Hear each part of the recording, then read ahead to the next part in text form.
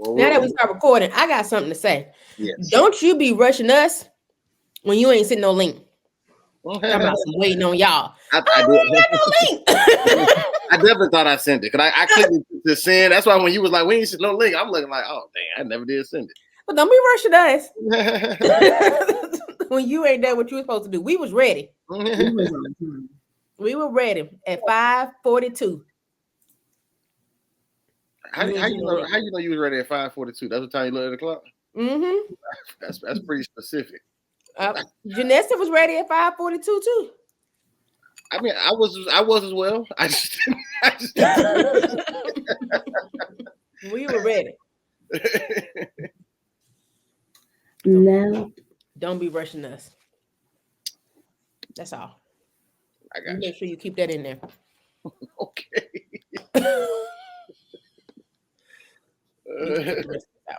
I'm just gonna let y'all know now. My Uber Eats is gonna be here at like 5:57. So I might have to disappear. Well, they may be doing somebody intro. I'll make sure I'm doing my intro. All right. Let's go for it. Boom shaka laka.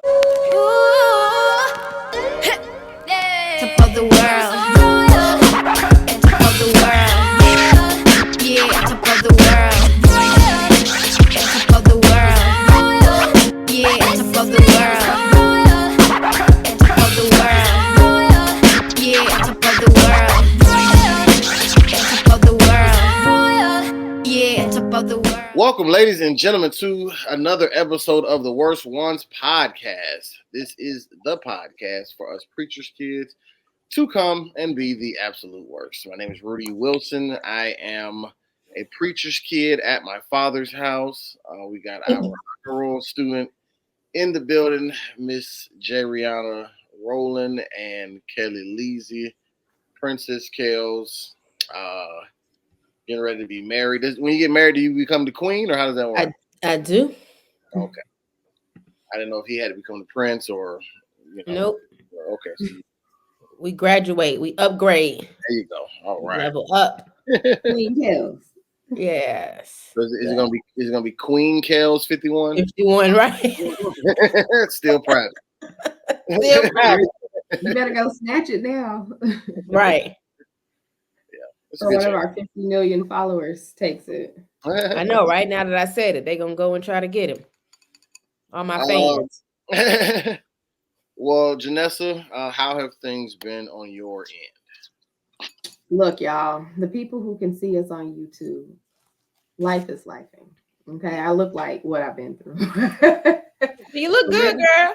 You don't look Maybe bad. not fully, but it's been rough over here on all fronts. And I always hate coming on here and being like, life is lifing, but there's just got to be this amazing testimony on the other side. It's just got to be.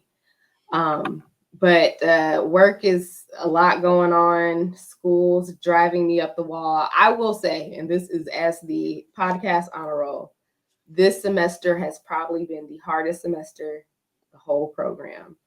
And it didn't have to be, but it's basically a big group project, 2 group projects. And so I'm sure y'all know, trying to get in contact with other people and getting them to show up and submit work.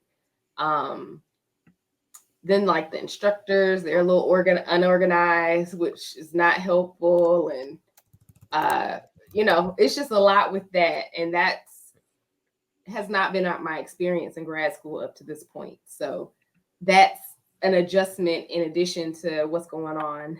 And then I think the part that's been the most challenging for me, so we received some not so great news about my aunt. This is my mom's sister.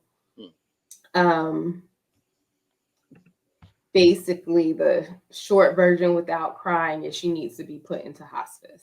And it's just tough. It's just really tough to watch her decline. So life is lifing. That's how I am. Is this the same aunt that you were with last time? No, that's my mom's other sister. So like that's the crazy part. My mom just had foot surgery. I was with my aunt the last couple of weeks helping her out because she just had surgery. And now my mom's oldest sister is needing to be put in hospice. My young mom's brother is also dealing with some health challenges as well. So it's just like everybody has their personal issues, but then they also have to be supportive of their siblings, because all of my grandparents have passed except for my dad's father. And then the aunt we just got the news about, she never married and never had kids. So like her support system is her siblings. So that's just been difficult, having conversations with my siblings, which is crazy, and first cousins, like we're the parents now, and what that actually looks like in real life. That's my Uber Eats order. Sorry, y'all. But I got excited about food. I have to take the small wins. But yeah, that's how I've been doing. Gotcha. We'll definitely keep your family in our prayers. Absolutely. Thank you. For sure. But I do have a gym today, and it's a good one, I think. At least it was good for me. Okay. Amen. They all good. Well, go ahead, go get your food. I want to hear Kelly's update. Yeah. First of all, hold on. Let me clear my screen. It looked blurry. It is a little smudge. I done learned how to there you go. Turn the camera off first. There you go. All right. I don't really have any updates. I go to work. Nothing new with the wedding plans. Yeah, we moving forward. Getting some stuff done. I think we'll be ready by December. As of right now, all is well. Like again, as I've always said, combining two families, combining two cultures, can be challenging. With food tasting yesterday, and a week ago, that was fun. You see it on all of like the little wedding movies and stuff growing up. You're like, oh, I want that part of a wedding. So I got a chance to do that. So that was fun, and try to pick out what y'all go eat. Some chicken and fish. The basics. So yeah, so that was fun. Being served and people asking, what would you like to change, or what do you want this? Or does this taste like this? Or blah blah blah. But y'all know I don't cook, so I'm like, I don't know. Like, I can either tell you it tastes good or it tastes bad. Right. I can't tell you what it needs to taste good. I can't tell you what you need to take away. I don't know. I just know it tastes good or it doesn't. Facts. Right. Does it? So that's been a fun experience. Yeah, it's been good. Like I said, I spent most of August at work, planning my wedding. Now it's September. I am paying for that at work because now I am behind on my work stuff. Because I spent a whole month planning my wedding. But hey, I'm gonna make it do what it do when it works, and I've been doing this job for long enough where people don't even know that I'm behind. I still make it look good. So I would like to add that we hope that this is your first and only wedding, so that this is this is it. So it's worth it. That's so fun that you said that, Janessa, because when Kelly was talking and she was like, yeah, I was working on my wedding stuff instead of work, I was getting ready to say, well, you only get married once, but then I thought about it, I was like, well, we want Kelly to get married once. I mean, I pray that for you, but I didn't think about my own parents. Both my parents. Right. Right. People only turned 21 once. I was going to try to use that, but I was like, well, people get married multiple times. Yeah, they do. Yeah. I don't know. I mean, I'm only going to get married once. I'm claiming that. But I say this, I understand why people don't do the big wedding again. That if it's their second marriage, why they just kind of do something real small, real low key, go to the courthouse or whatever. Because you really only have to do the big wedding and once. And me, who is full of drama and all of that, it still is only like I only want to do this one time. But looking forward to it. It should be a beautiful a beautiful occasion. Not only celebrating our love, but also I tried to create a couple of vibes throughout the night that hopefully our guests will enjoy. Um, in addition to, like I said, celebrating us. So it should be a good time. Because I also realize, like at weddings, you really only see, like, in terms of being able to sit down and talk to the bride and groom for 2 seconds. Here, take a picture real quick, and then it's on to the next one, you know. And so while you guys come to celebrate us, you really don't get any time to engage with us. And so I'm like, well, then let me make sure that the whole night, you know, is an experience, is something fun, is something that's worth traveling for, and all of that. So that's what I'm trying to curate for you all. I got a question. I don't know if we really even talked about drinking alcohol on the podcast. Maybe back when we used to drink on the podcast before producer Risa told us we couldn't anymore. Do you feel like an open bar is a requirement for a wedding? Rudy, we'll start with you. No, definitely not a requirement. Okay. Because for me, anytime you use the word requirement in any facet, I get very, I don't know what's the word. My antennas go up, if you will, because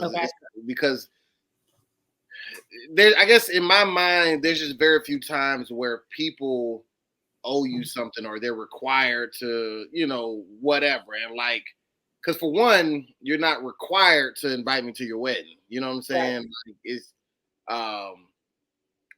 and unless, even on the flip side, unless you put it out there, like I'm not required to just say bring a gift or wear a certain color or whatever. Like I'm required to fulfill whatever was asked of me. So if it was like, hey, show up, that's one thing. But like with Reese's baby shot, she was like, hey, show up, everybody wear all blue. You feel what I'm saying? I didn't have all blue, so I had to go. I was required to.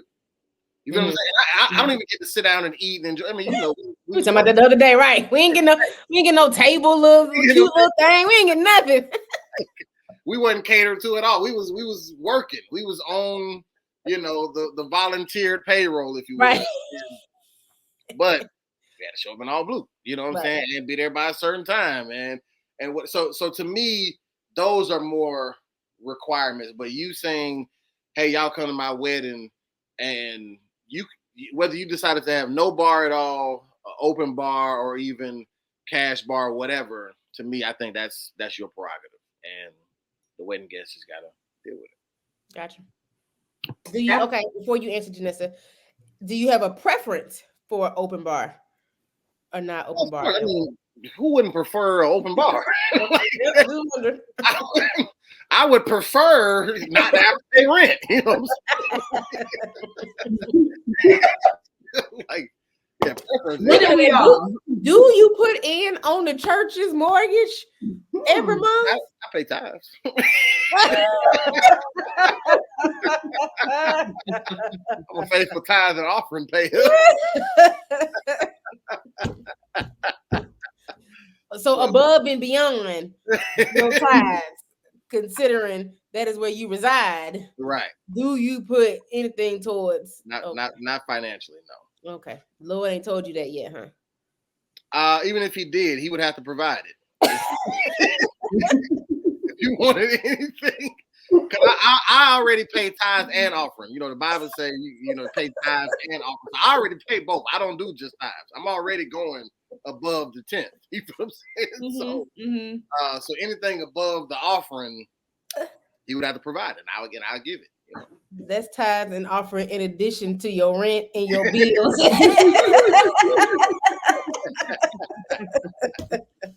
Yeah, I ain't got the extra rent. Oh, hey man, I got you. I'm sorry, Janessa. No, you're good. I was trying to have some decorum with this food, but y'all, it's so good. I gotta go turn my air on. My air cut off. I'll be right back. Hold on a second. So I think it's required? Absolutely not. It's really whatever the bride and groom want to do is their day. You know, if they want all champagne. If they don't want alcohol at all, don't want alcohol at all. Do I have a preference? I don't. I can have a good time either way.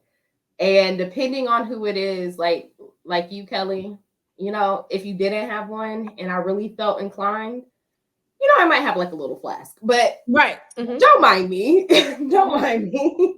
I'll make it do what it do. Right. I am the least of your concerns. You focus on what you want, what you can afford, what you and your fiance, agree upon. Don't worry about us. We're just happy. I'm just happy to be in the building to see it. Amen. I appreciate that. Yeah. Girl, we could go to McDonald's after. I wouldn't care. Yeah, I was gonna say that too. I don't even think like food at a reception is necessarily required. I think it's kind of like customary. Okay. Once again, preferred, like, because even if this is just me constantly just thinking of examples, but even if like just say I was helping somebody move, right? If when I went to go help them move, if I never spoke up and said, "Hey, I'll help you move, but you need to at least feed me, or at least have some water there, or pay me, or whatever." If that conversation is never had, and all I do is say, "Yes, I will help you move," then you're not required to feed me. Like I said, customary. It would be nice. It would show a level of gratitude. It would, what I'm saying, all of those things. But required, that's a totally different story. And an open bar ain't nowhere near none of that. Okay, I appreciate that. Yeah, thank you. Worst case, they can bring a bottle, hide it in the car, go out, refill it. Right, exactly. That's what she was. That's what Janessa was saying. She may have a little flask or something. Right. We not do this. We true this. Are y'all doing the wedding at Berean, or what did you decide? Yes. So the wedding ceremony will be at Berean. My dad's Berean, Gwinnett. Okay. Gotcha. Yes. Gotcha. Cool beans. How are you? All is well with me. Trying to think, is there anything new? New updates? No. I don't know if I told you. Got a car. You got brake pads. I'm like, when did he get a car? I thought you wrecked your car. Well, no, I've been had a car. I wrecked my I did wreck my car last year. This month, actually been a year ago already. But the car I've been driving since then is my dad's old car. Okay. Dad had an old Chrysler 300. Like it was already paid for or whatever. So he basically just sold it to me for like $5. Okay. Bill of sale. Gotcha. Rudy, it's so funny because my dad told me today he needs to get rid of DJ's old car. And I said, "Are you going to sell it for real this time?" He was like, "Yeah, for like $1." I said, "Okay, all right." Yeah.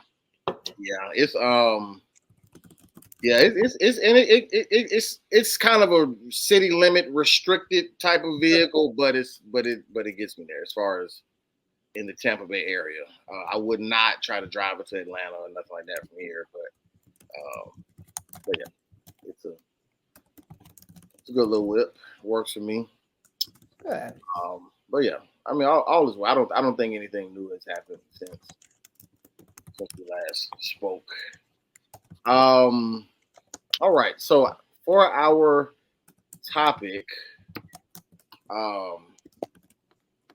we have this video that I will post for our viewers, but it was sent in by Sister Rowland, and I will play it real quick just for our refresher, and then we'll discuss it. I am so pissed off right now. I am speeding back to the church.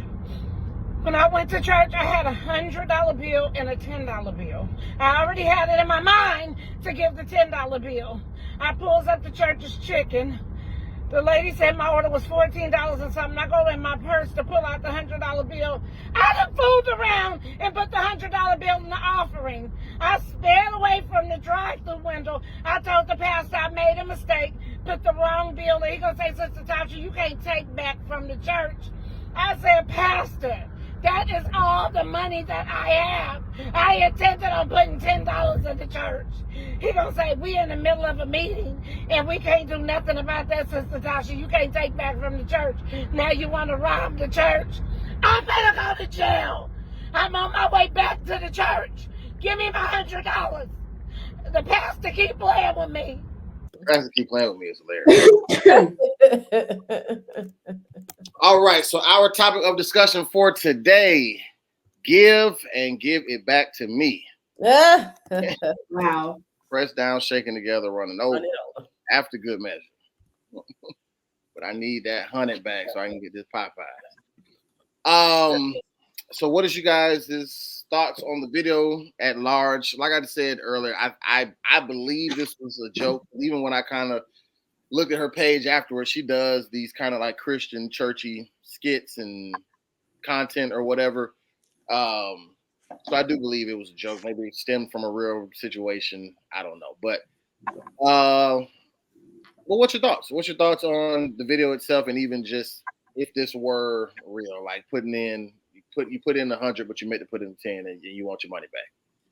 So I found this hilarious when watching it, and thought about what and I read through some of the comments, and there was a lot of different thoughts about it. But my first thought was, should the church give her back her money?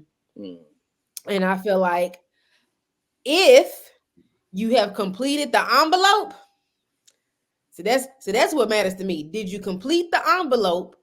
And I can go back to the envelope and see that you put $100 in, but on the front you said $10. Right. Then I'm able to get with you. All right, Sister Jenkins, understand, honest mistake. Here you go. If she just kind of, threw it in, the plate, because do people still do? Everybody still does envelopes, right? I don't know.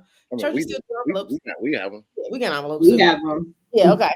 But I know our pastors, our dads are all pretty older. So I can't, and I go to a little young church, but I do all mine online now, so I don't know what they do. But if you just threw it in there, like just a $100 bill with no envelope, baby, that's gone. Because ain't no way I can prove that you put 100 in and it was supposed to be a 10. So I'm sorry. Now, what if there? So there's no proof. Like, let's say she just put the cash in, there was no envelope or whatever. But so there's no proof that she whatever. But she comes back to the church and she has the $10 bill. Like, no, this is what I want to put in. Give me the 100. So like, there's no proof that I actually tried to do the 100 or whatever. But I have the $10 that I'm claiming that I want to put in. So it's not like I'm showing up with nothing. I'm showing up with the 10 and asking for my 100 back to swap it back out. Like, so I mean, is that okay? So I think this goes back to, I can't remember what we were talking about recently, about how much you know your members. And so if this is a regular member, she shows up, she volunteers. Oh, I know Sister Jenkins, she wouldn't lie, she wouldn't do this. Then I would be more inclined to be like, oh, okay, no issue, switch it out. We good. If this is somebody, you a visitor, this your first time, I don't know. I don't know. Because you scam likely. I don't know.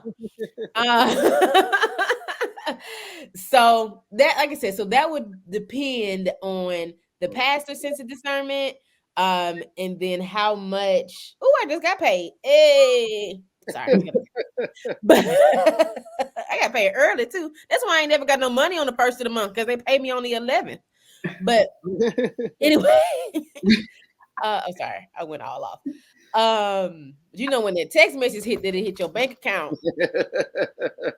So like I said, so I think it depends. Sense of discernment. If I know you, if I trust that this is what happened, if that's the case, no worries, Sister Jenkins, here go your $100 back. We good. But it also kind of depends on the size of your church. You got a small church, and then $100 do some things for you. and you didn't already counted up. You like, wait a minute, this was the blessing that we needed. Right, we was $90 show. We need that now. The Lord may have to give it back to you, pressed down, shaking together, because this was my pressed down, shaking together. This is what we was praying for today. So I don't think the Lord is telling you to get it back, because the Lord told me that this is what we were supposed to get an offering today. The Lord gave me a number. Exactly. And I saw that number. And it was this extra $90 that we had above and beyond. So I can't help you. With a church like my family's, baby, get that lady her $100 back and keep it moving. Right. Right. It ain't make or break you. Like, right. Give it back. But I may understand for them smaller churches, like, Yep. This was my press down, shaking together, running over. So yeah, that was my thing. But it definitely reminded me that when I give cash, fill out that envelope. Because sometimes when I just got some cash, I just throw it in there.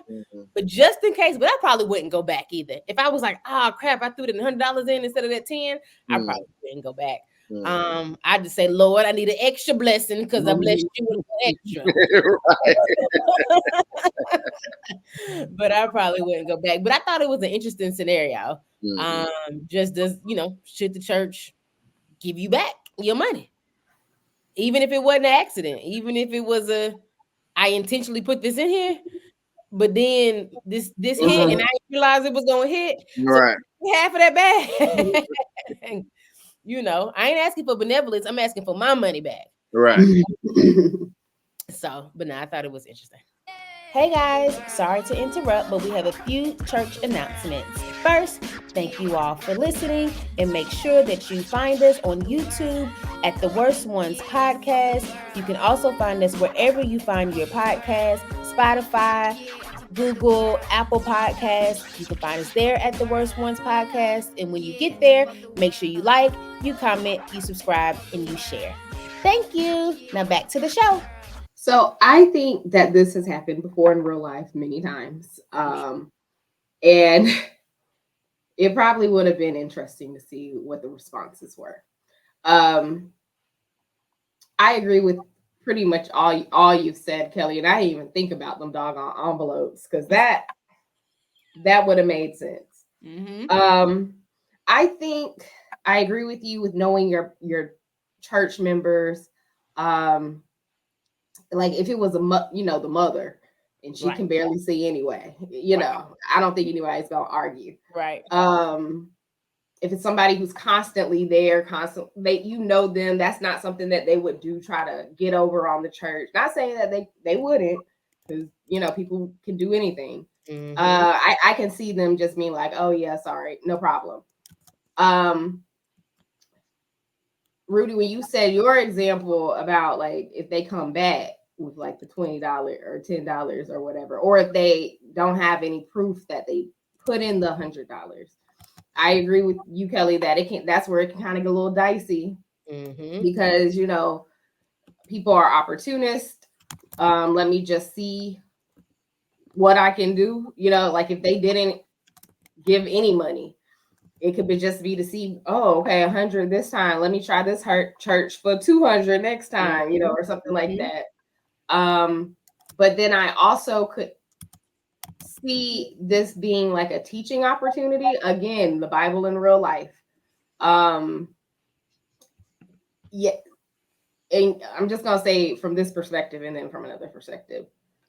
Sure, they just give it back because at the end of the day, whether the person is being deceitful or not, the church responses to be of God, if that makes sense, to be giving, to be providing to the less fortunate, that's our role. So what their pure intentions are, whether they're good or evil, let us make sure we do our part as the church, to do things properly. And I don't know if I'm really saying this in a way that makes sense because my mind's all over the place today. No, you good. But that would be speaking to a church that would, that does have the funds to give $100 away and it not be the end of the world. But I also do know that some churches, that's not the case. And for a case like that where that money really does matter, I think there's still a couple of steps. I think, like, if it's a small church, and I just kind of think about my dad, but again, this is my dad. He will probably just take the money from, his personal money, and like not even, we don't even got to worry about it. Like, Right. you know what I'm saying? And just deal with it like that. Or maybe another church member might cover it, who they're not stressed about it. Again, everybody else, every church might not have that type of people who can just kind of disregard it. But for this conversation's sake, I think there's a plethora of ways to handle it. And I guess it would just vary on a case by case basis. Yeah. They so it's definitely interesting because for one, I like if this were real, I would understand. She was being honest about it. I would understand her sentiment. Like I would understand. Just say like you got $110. You want to be able to give something to church, but have something to last you, I guess, until your next paycheck or whatever the case may be. And obviously, the $100 would be more ideal to try to, penny pinch and budget off of as opposed to $10. So I get why. Just say like if this was a real situation, you in line, you about to buy this food, and you realize, oh snap, like I done put the wrong bill. Like I thought that was the $10 bill I put in there. That was actually the 100. So and then now you're in a position, at least according to her scenario, you're a member who actually knows the pastor well enough to call pastor and be like, "Hey, pastor, I need that $100 back." So this obviously isn't just like a visitor at Joel Osteen's church. You know what I'm saying? Because right, that person wouldn't be able to get in contact with Joel Osteen. This is somebody who, whether it's at Joel Osteen church or not, this is somebody who can get in contact with a pastor. You need the money, whatever. Okay, blah, blah, blah. So I do get that mindset of let me go get my money back. On the flip side, just say from the church's aspect, it can be tricky because for one, Kellie, you already addressed the whole scamming situation. Somebody don't have an envelope. Somebody could just be, this is what they do. Like they walk around with $10. They go to a church. They say, "Oh shoot, I met the, I need $100 back, whatever." Blah blah blah. But so I've been a part of I've had to like count money before, like after church. You know what I'm saying? And number one,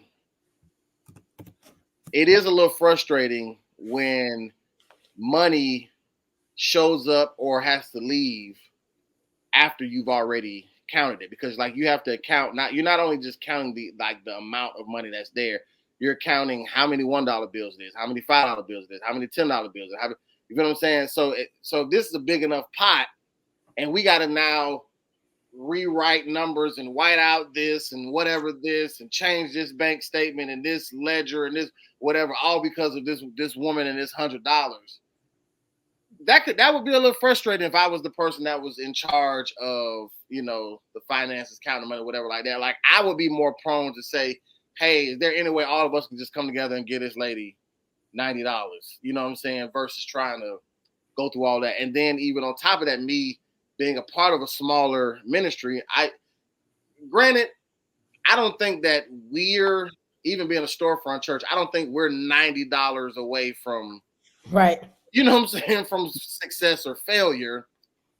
But our church, getting $100 from somebody versus 10, that's a huge difference. It's a noticeable difference in, just say whatever that final count is.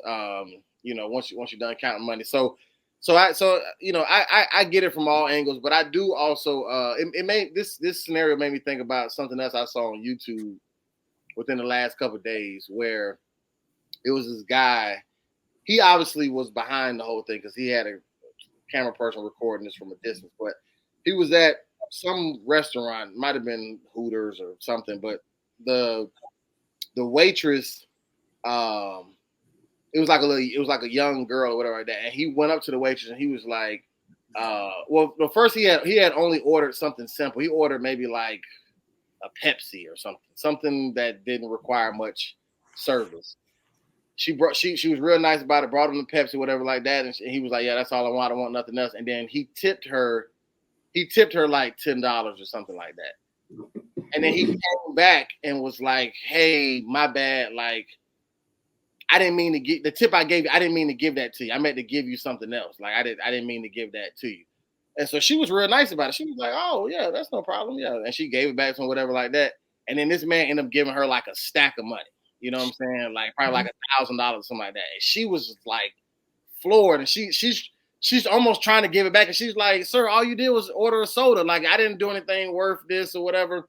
And he never said it to her, at least not on camera, but she didn't realize that her humility and the way that she handled the whole situation is what got her the blessing. Because he was testing her, like if she would have snapped or whatever like that, he would have either just let her keep whatever that tip was or gave her nothing at all. She would have never got, the more money. It was how she handled it is where the blessing just say came from. So I'm using that example to say a young girl who's a waitress is different than the church as an entity. But I do think that how that waitress, or even in this scenario, how the church responds, I think matters more than that $90 difference. Because yes, this could be a scam. Yes, we may have protocol, and yes, we may have to check this, check that, whatever like that.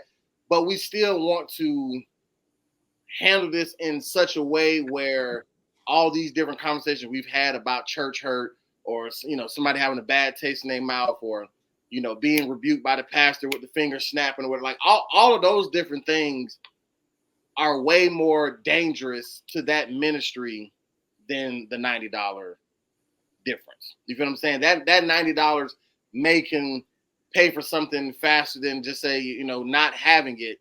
But that responsibility of dealing with people, and especially dealing with people around church and money, which has been such a sensitive topic, I think, obviously, be wise. Don't let people just be showing up every week with this same, scam. But I do think if it does happen, even if the lady catches the attitude and the lady is saying, "Pastor playing with me and trying me," and the lady, because once again, I think this was a joke, but even the pastor saying like, "Oh, well, we're in the meeting right now. It ain't nothing we could do about it." And you don't blow people off like that. Once again, it's probably a joke, but you don't blow people off like that. Like, at least, even if, and I'm gonna say this and be done, even if worst case scenario, you don't give the lady the money back. Handling it in a compassionate way, and in a way where you're explaining like, we can't give it back because we deal with scams, and you didn't fill out an envelope, and we don't know if you really gave this, and like handling it with that type of precaution, to me, I think takes you a lot further than trying to hang on to the $90. Is ultimately what I'm getting at. No, I agree, and I think Janessa, you made a good point about what your father would do, and my father would probably do the same after some questions, and just give it out his own pocket. And to your point, Rudy, probably knowing how it messes up the count. When we just, hey, it's not, you can't just go in there and be like, "I need $100." Right. Because then there's a whole, I guess, other entity that controls the money. And so then they ask for what, and you pull them in, and pastors just can't go in and say, "Hey, I need $100," because however it all works, but I do think that, again, sense of discernment, knowing your members, all of that comes into place now. Like you said, Rudy, even thinking of the bigger picture, that, hey, this person is in need. They've come sincerely, humbly to ask. The church is a place where we're supposed to give, where we're supposed to help. This person is in need now. They just, they got $60 worth of groceries waiting for them at Food Depot for their family. Like, are we going to deny them that for an honest mistake? Right. Again, we don't want them to be the butt of the joke oh, go to, Right. Saint Sinai Missionary Baptist Church because you can run this scam on them every week. Like we don't want to be that, but also like you said, what is church for? Right. But most times will churches give you money? I know we've talked about benevolence before, yes, but it's a process. This person is in need now. So what do you do? Do you make her fill out paperwork? Do you make her go through the process? Does she got to call back tomorrow? Does she got to show proof of this? Does she have to give you receipt of that? Whatever the process is, does she have to do all of that? Or can she just get her $90 back? Right. Again, I think we all come from churches where $90 ain't gonna make or break us. But yeah. So I think, like I said, I think we all made some good points, but it was hilarious. And to your point, Rudy, her even knowing the pastor well enough to call him and say, "Hey, I'm on the way back," Right. says a lot. But I wonder how often this happens. Probably more than we realize, more than we know. Yeah. Even on that Cash App, sometimes you be tapping in too many numbers. You be like, hold on, delete one of them zeros. We actually recently had a situation where a young lady who never had even been to the church before, but just heard about us, whatever. Long story short, she needed help like paying her utility bill. And not to get into her numbers or whatever like that, but there, like her balance was larger than what she was asking for. Because I guess maybe that was the remainder balance. I don't know if that was from something else or rolling over to the next month or whatever. But I think whatever we helped pay for might have been like the balance that was already due. Maybe your light's getting cut off soon, whatever. Right? But she had called them. We're doing this all automated because this is on a Sunday after church. So like she's calling electric company, whatever, blah blah blah. Like pay this bill. So when I initially go to put in like the card information for the church and stuff like that, something happened in the phone call where it never got. It was never identified like the amount that we were supposed to be covering. So I put in the card information. They said the amount, and then I put in the card information, and then they end up saying the amount, and then I end up hanging up quickly because I'm trying to cancel this transaction from going through because I'm like, wait, this is way more than what me and you just talked about. You know what I'm saying? Like we didn't agree to this. This is a lot. So we call again, we get the payment right, whatever like that. Long story short, the payment went through twice. It was one payment for the entire amount that she needed, and then a whole nother payment for just the small amount. So now it's technically we've paid like the whole amount and a half, if you will. You know what I'm saying?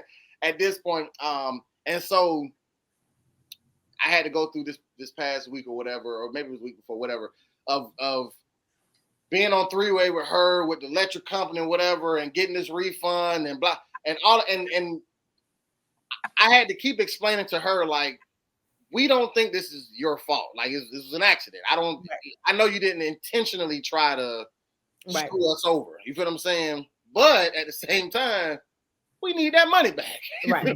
Like we need that.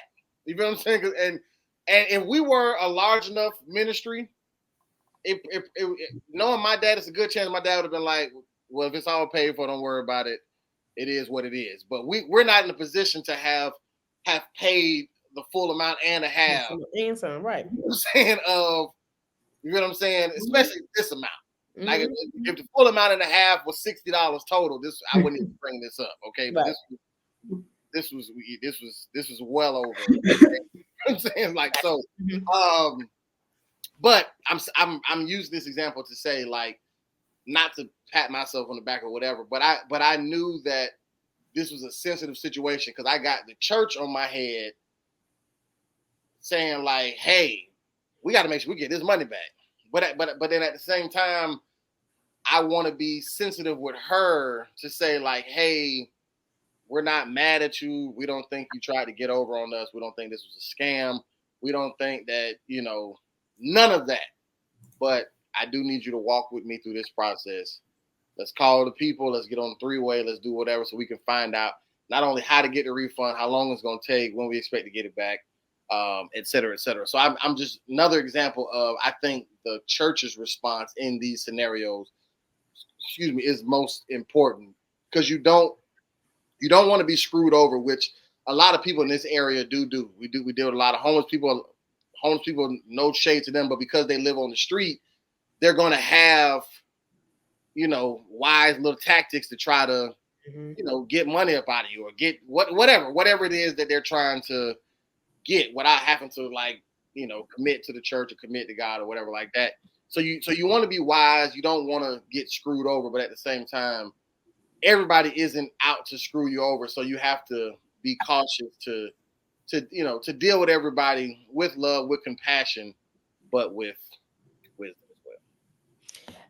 So, and it's so funny you said that, because my next question to you all was going to be just that. Like, all right, did the church owe the members something back for overpaying? But should we give the church something back when they overpay? If the church, like you said, if the church helped me pay a bill and they accidentally overpaid, or should we give it back to the church, or do we count that as a blessing? I wanted this to happen. Right. Right. The pastor said, okay, I'm gonna send you, $200, in your cash app, and he sent 2,000. Right. But he got it. That little 1,800 ain't gonna bother him. He pulled up in a Lambo. Right, exactly. He got a Lambo. He got jets. He got this. He got money. He got money. Exactly. Like, what that little $1,800 gonna do? He all right. Right. The fact that he had it sitting in his cash app to send to me, he good. It didn't decline. He fine. He accidentally spent $2,000. Exactly. Baby, because my account would have said nope. X. Try again. It didn't decline. He's fine. I'm gonna have to write that one down. Should you send it back? Or Zelle?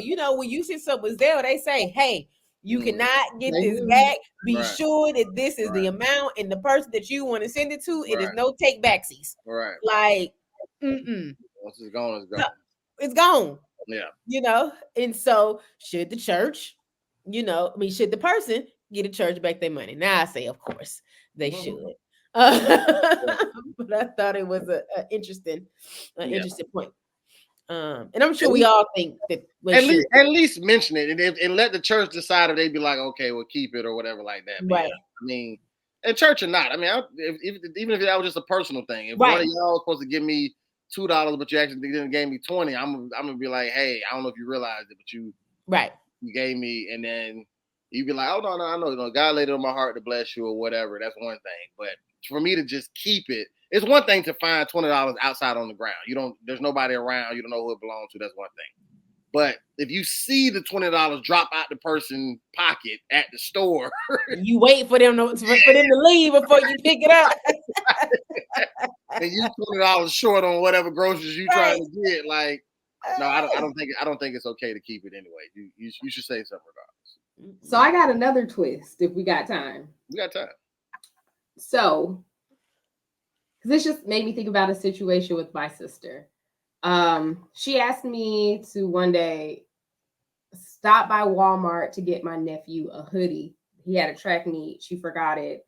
And she's like, just tell me how much it is. I'll send it back to you. I was like, okay, cool. So when I'm trying to figure out the sizes, I'm taking pictures and sending it to her, and we decide which one to get. And so I just take a picture of the price tag and was like, this is how much this one costs. Go pay for it. When I ring it up, I think the sweatshirt was like on the tag $15. But when I rang it up, it rang up as $8. And so my sister had already sent me $20 to pay for it. And so I was like, girl, I'm going to send you, your $12 back. The shirt ended up being $8. And she was like, no, just keep it, consider it gas money.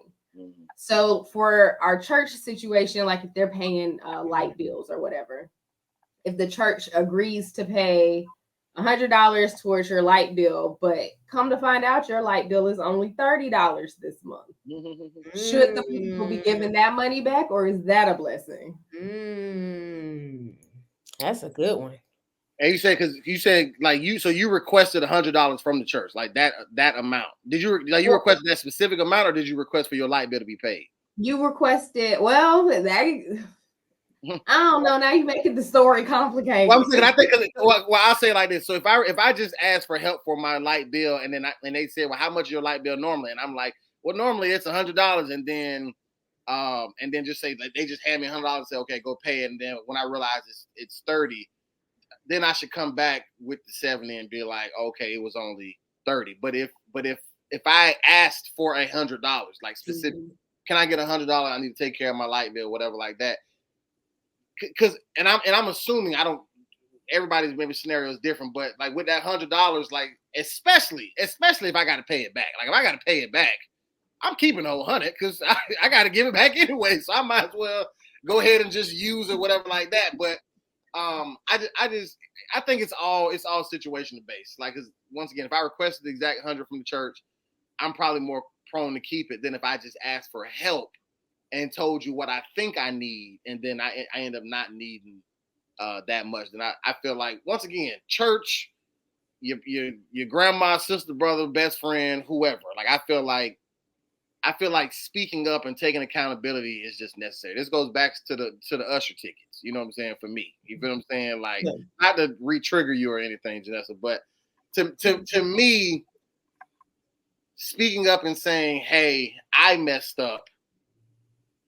Forgive me. How can we go about fixing this?" And I think that people will give you more grace to fix it, even if it took a payment plan of $10 a month until the $70 was recuperated. A church or whoever would give me more grace to do that if they can see my heart and see the honesty in it. Outside of, they give me the $100, I pay the $30, I still got the 70 left over. I go brag to brother so-and-so who and then he go talk about it at his auntie house, who's the church secretary, you know what I'm saying? And he be like, oh yeah, and such and such, and they had to set it up. And then so now it's this whole thing. So now they're like, well, brother Rudy out here, you know what I'm saying, right, keep money. And so now it's a whole big thing. And I don't ever want my character or my name to be tarnished especially over a few dollars. Like, if somebody gonna think I'm a scammer over some money, it got to be about 40 billion or something involved. You know what I'm saying? Not 40 billion. It got to be something worth it. Where you like, Rudy, you look like $1 million. Not 40 billion. It got to be something where they're like, Rudy, that's outside your character, but that's enough money where we get it. Like, that amount could have made anybody sin. You know what I'm saying? But for $70, $90, $100, even a couple $100, like, to me, it ain't worth it. Mm-hmm. It ain't worth it. Kellie, was you answering that question, or what was the question? Janessa's question about? Okay, don't worry about it. All right, so Janessa, about the sweater and giving the $12 back. Okay, don't worry about it. It was. She had a whole explanation. Janessa, you got jewels? I do. I do. Oh gosh. Oh goodness. I look crazy.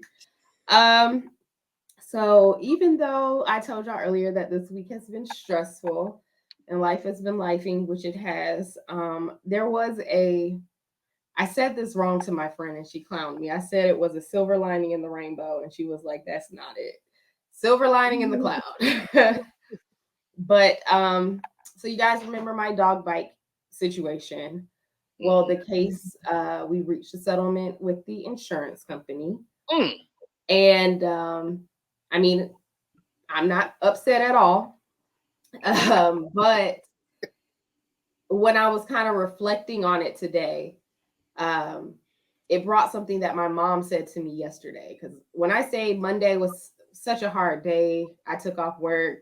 I had just found out about my aunt, so it was just a mentally draining day. And the subsequent days have been a little tough too. And so I was talking to my mom, and she just told me that God is real. And she was like, I know God is real, but he told me this morning to myself regarding the situation that I'm going through. that you have to trust me because I'm real. And she was like, Janessa, you have to learn how to trust God and know that he's real. And, you know, I'm very logical and I'm like, well, I need some steps. I need some directions. I need guidelines, like practical, because like I feel like I'm doing what I'm supposed to be doing, and I'm just, you know, struggling in all these things. And even when she said God is real to me, and she, you know, she was giving me her mom advice, I really wasn't taking it too hard. But then I got the call from my lawyer, and it just smacked me in the face. You know, not only is God real, but he can also take any situation and make it work out for your good. When I was thinking about this dog bite situation, I was minding my business. I was walking in my neighborhood because I was trying to lose some weight. You know, I was not thinking about money or settlement or anything like that. I was just minding my business. And thankfully, you know, I was not disfigured, dismembered, severely, you know, physically hurt like that. I definitely still have scars, but considering how bad it could be, like I'm not even tripping about that. But basically, a situation that would not be considered a good situation literally has resulted in a financial blessing for me. And I did nothing. I did nothing but walk down the street. And that just hit me so hard because, you know, I think we were talking about on the podcast about the situation with the young lady who had went to the church to get her rent paid, and they declined her, and she paid tithes and stuff like that. And I don't know if you guys ended up watching the rest of that video, but she continues her testimony about how she had kind of applied to some programs and people were telling her people don't get their, you know, they don't get money from these programs. And they were trying to, you know, derail her from applying or trying to go those different routes. You know, they were trying to encourage her to do different things to pay for the rent. And she had just got so frustrated with the situation and prayed to God. And like, you know, of course, like a couple of days later, she received checks in the mail out of the blue, not only paid what she asked for, but over and beyond. And I was always like, man, you hear stories like that, but I was like, that ain't never happened to me. Like, that's nice. I'm glad it worked out for you, but like, I've just never seen that. And then God was like, hello, hello, because I ain't do nothing. And, you know, here we are. And it just confirmed during a very trying time where I feel like my faith is being tested, where I am mentally burnt out. It was just a right on reminder in a very special way that God is real and he can take any situation, no matter what it looks like, and turn it around for your good. And not only can he do all of that, but then on top of it, you don't even have to do nothing. I'm not a lawyer. I'm not filling out paperwork and, you know, I'm not doing anything. I'm just still living my life. So I just want to encourage everybody with this one testimony that God is real. God can use any situation for your good, and you don't even have to do much other than what he requires you to do. And in my situation, I don't feel like he asked me to do much other than to just let the process work out. And that wasn't too long ago, right? Yeah, my dog bite situation happened in April. Yeah. So 5 months and we resolved. So that's all I got. God is real. Thanks, Mama. So it's safe to say that you and Kellie got paid. Why I get paid? Kellie, you mentioned earlier you got paid today. You said, yeah. Amen. I did. Rudy, Right. You got to insert the song. Wednesday night. Right. That's how my comedian mind works. I think about callbacks all the time. Right. I was like, huh? We both was like, now how did I get you on the case? Enlighten me. I was like, you a lawyer? Enlighten me. You got a part-time job. Let me know. I need some additional streams. Oh yeah. I'm sure. Yeah. I see, getting a used car is my most expensive. It's always something wrong with this doggone car. I just got something fixed and had to get something fixed again today. I just got something fixed Sunday. Had to get something else fixed today. It's falling apart, but it gets me there. Well, hey man, God can take any situation, turn it around, put you in a situation that you didn't even ideally find yourself in, and bless your little pockets. Yep. Go ahead and give me a little dog bite real quick. Look, that was not the takeaway. Right. That's how the Lord worked it out for me, but that was exactly not the takeaway. Let me go find Rudy. Let me go find me a little chihuahua to nibble on my ankle real quick. No. I cannot. You know what I'm saying? All right, no, that's what's up though. Praise God. All right, Kelly, Queen Kellie, 51. For a few more months at Princess Kel's 51, but forever still private. Amen. Not forever, still private. I was like, forever. You can find me at _.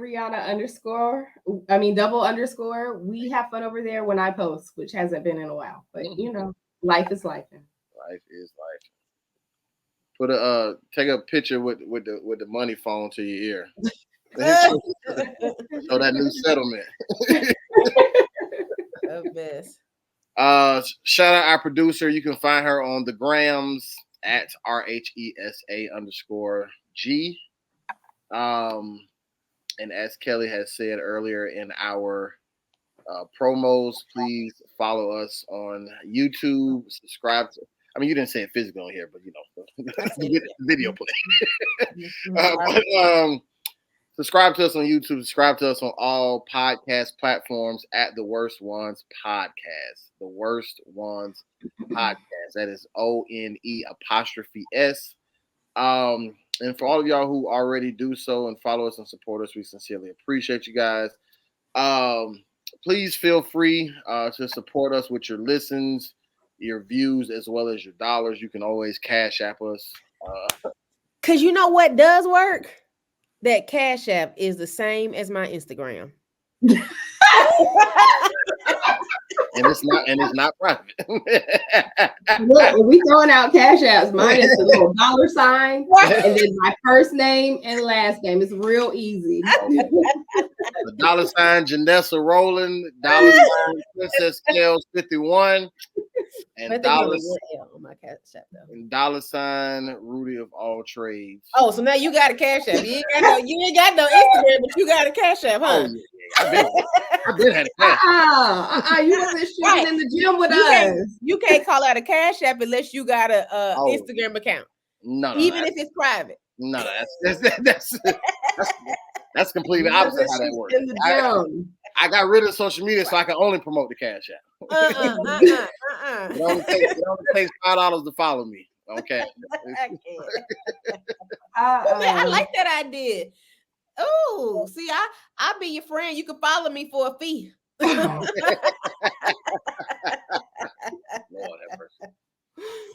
See, I'm not like that. Y'all can just donate to the, get Janessa through grad school fund. Yeah.